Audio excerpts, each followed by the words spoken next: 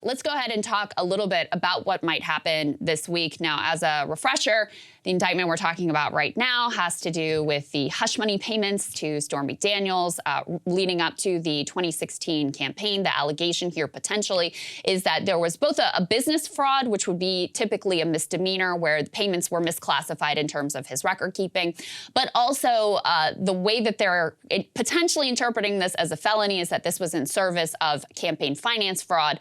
And so that is the legal theory that they may be pursuing with this grand jury in Manhattan.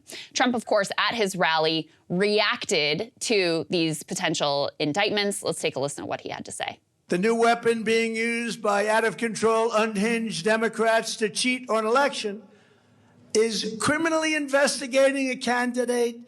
Bad publicity and all. You get bad publicity. It's the craziest thing. I got bad publicity and my poll numbers have gone through the roof. Would you explain this to me? Explain that to me, Dan.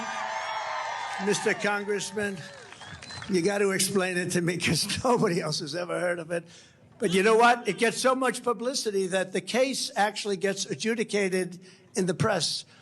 And people see it's bullshit, and they go and they say, it's unfair. Also worth noting, he had pre-printed signs, placards that those fans were holding up that said "witch hunt" on it. So he clearly is leaning into this fight, Saagar.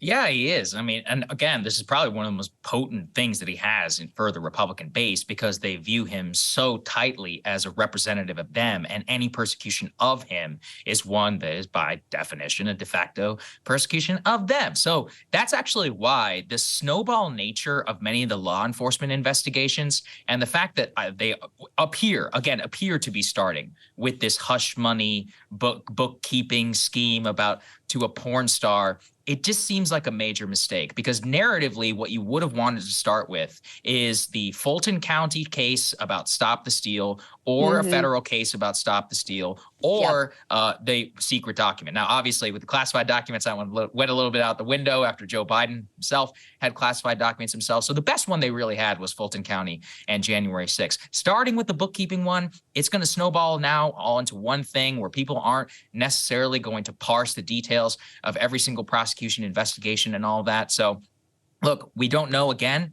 It's Monday. We don't yet have an indication whether the grand jury is going to meet and Trump will be indicted tomorrow. As I said, I'm here in Manhattan, and there is quite a bit of security in Midtown, including Secret Service. Nobody actually quite knows what's going on. Specifically, it's around the Peninsula Hotel, but the entire block is blocked off. There are garbage trucks everywhere. There's Secret Service detail. There are dogs. NYPD is out in full force. All things certainly smell of Trump. Why he would be staying at a hotel and not at his own house, I don't certainly know, but it's one of those where there's quite a bit of speculation here in Manhattan. There is security, I know, down at the courthouse and elsewhere in preparation for any type of indictment. So at the very least, people in the city appear to be preparing, or authorities here in Manhattan are preparing for something.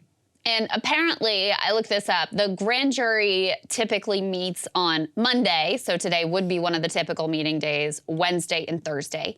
Last week, we reported they canceled the Wednesday and Thursday meetings. They didn't come in and they didn't meet. So potentially, there could be something happening today, but no one knows. And the other thing that I just think it's really important to throw out there is we've been taking it as kind of like a done deal that Trump is going to be indicted by this grand jury, and it's likely that he is. But I just want to say that there's no guarantees. You're still talking about human beings who have been presented with certain evidence in a case and will be making up their minds whether or not to indict him. So it's not like this process, yes, it's controlled. The process is controlled by Alvin Bragg, but it's still dependent on, regular citizens of New York to ultimately make the decision here. And I just want to put out there that there are absolutely no guarantees that they will decide that they should indict him.